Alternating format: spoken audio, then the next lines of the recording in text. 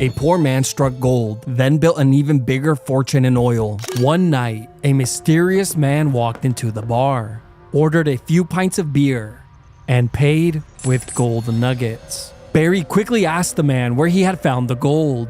The man stopped in his tracks and replied, "At the Klondike," and walked out.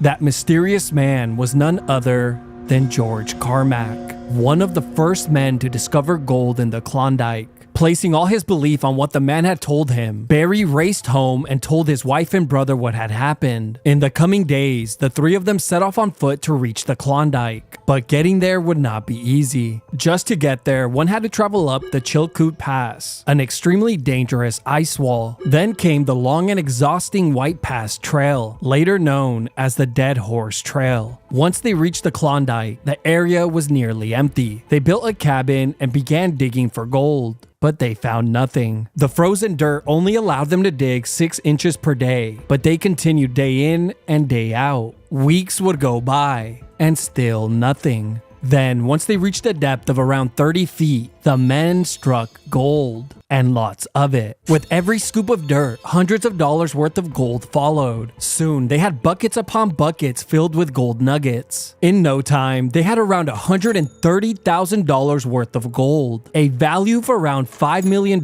today. Soon after the men had acquired their gold, the news exploded. Large amounts of gold in the Klondike.